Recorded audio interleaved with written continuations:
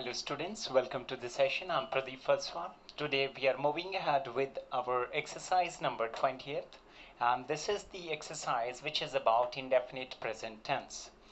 So we will study about indefinite present tense, where to use this tense.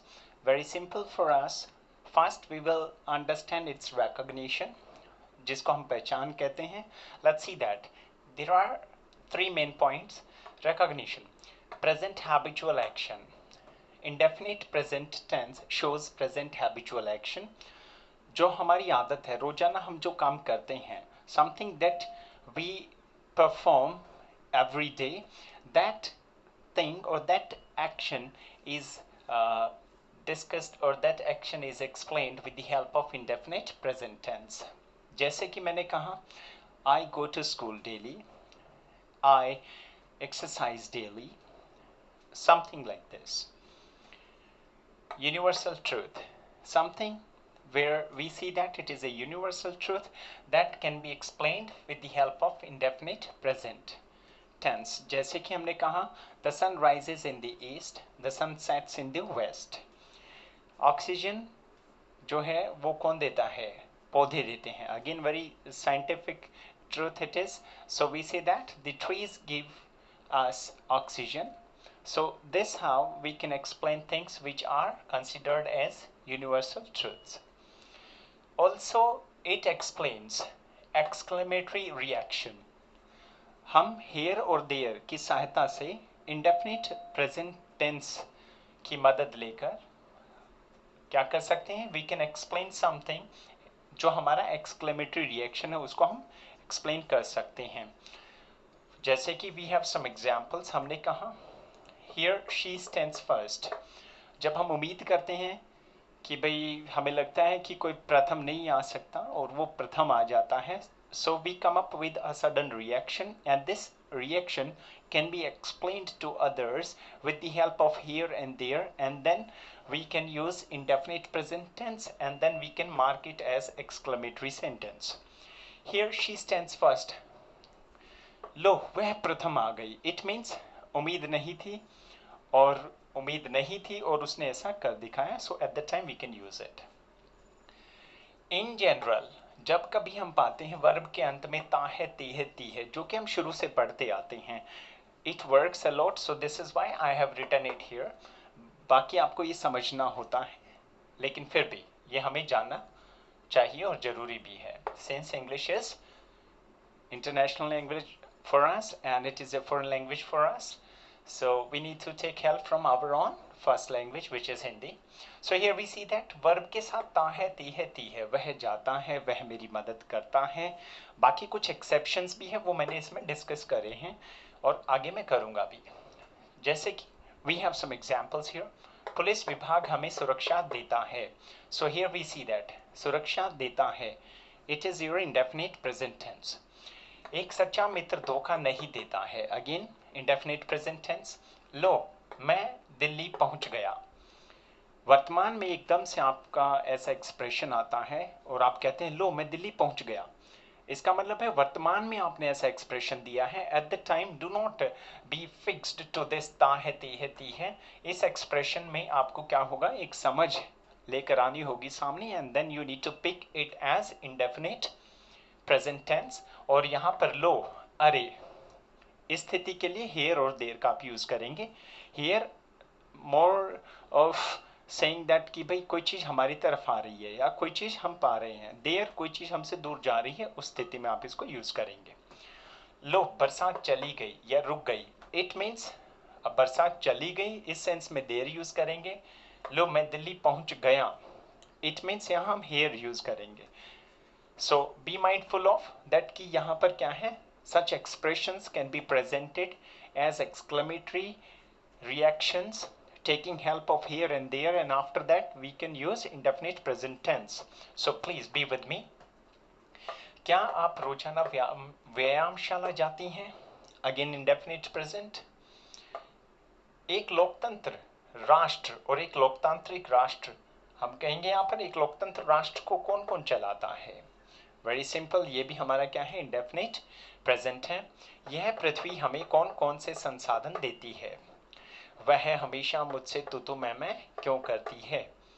आज इस संकट के समय हमारा विपक्षी दल क्या क्या कहता है। लास्ट इज हेयर, इस नगर में कौन कौन से देशों के उद्योगपति रहते हैं। Now here are some difficult words that I have already mentioned here. Deceive होता है धोखा देना, दूसरे वाक्य में आया है। डेमोक्रेटिक नेशन छठे वाक्य में आया है। लोकतंत्र राष्ट्र, ऑल्टरकेट तो मैं करना, 8th सेंटेंस में ये आया है। Moving ahead we have simple sentence here, please bear with me.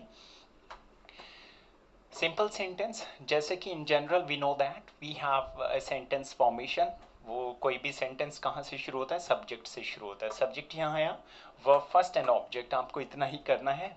Plus आपको एक बात का ध्यान रखना है, बी माइंडफुल ऑफ, यहाँ पर ये जो सब्जेक्ट है that should be one out of these. We, you, they, I और प्लूरल नाउन होने पर आप वर्ब फर्स्ट रखेंगे। ही, शी, इट और सिंगुलर नाउन होने पर वर्ब फर्स्ट के साथ एस और ई एस का आप यूज करते हैं और बाद में आप ऑब्जेक्ट लगाएंगे। Now see here, verb first के साथ एस कब आता है और यस कब आता है। Let's see this. अगर वर्ब के अंत में आपका ओ है, एस एच है, सी एच है, डबल एस है और एक्स है, at the time you choose E S. Be mindful of कि सब्जेक्ट ये हो आपका और वर्ब फर्स्ट आया है, उसके साथ एस और ई एस कब लगाएंगे। फाइंड, अगर आपका O S H C H double S और एक्स आ गया वर्ब के अंत में, at the time you will choose E S.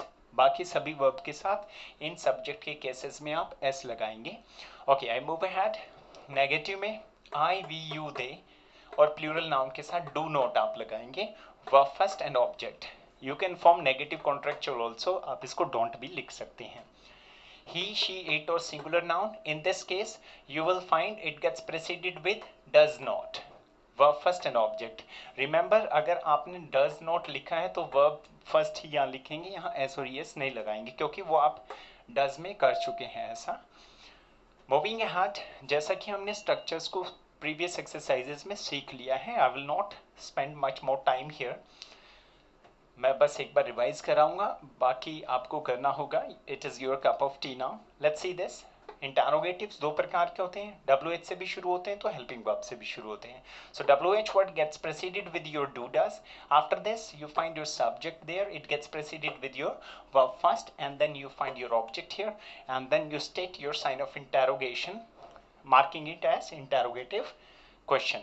तो हिंदी में क्या से शुरू है तो डू डज से आप इंग्लिश में शुरू करेंगे। अगर हिंदी के प्रश्नवाचक वाक्य के बीच में आया है, क्यों, कब, कहाँ, क्या, किसका, कौन, कौन सा, किनका, कैसा, at that time you take help from WH। Moving ahead, कई बार कई केसेस होते हैं WH ऑब्जेक्ट वाले। This object you find soon after WH। तो WH ऑब्जेक्ट की स्थिति हमने सीखी है। In very first exercise we studied about WH object words. It gets preceded with your helping verb, then you place your subject and it gets preceded with your verb first and you mark sign of interrogation stating it as interrogative sentence. Now see here, not है यहाँ पर doesn't और don't if negative। कहीं पर भी अगर ये negative आ जाता है, choose doesn't और don't। आपको पता है डू नॉट कब आता है और डज नॉट कब आता है। We have learned here in negatives this. Okay, we have some sentences here just to give a push to your understanding here. Here she stands first, लो वो प्रथम आ गई। There goes the last opportunity, लो आखिरी मौका हाथ से निकल गया।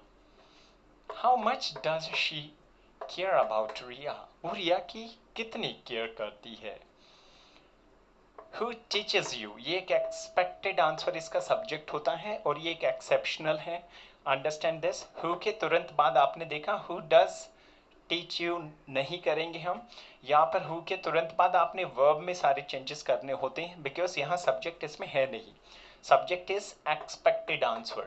So in such cases we see that we never use helping verbs, and after WH word soon in main verb we go ahead with the changes. So here we write it as who teaches you, आपको कौन पढ़ाता है, तो उत्तर में आएगा subject.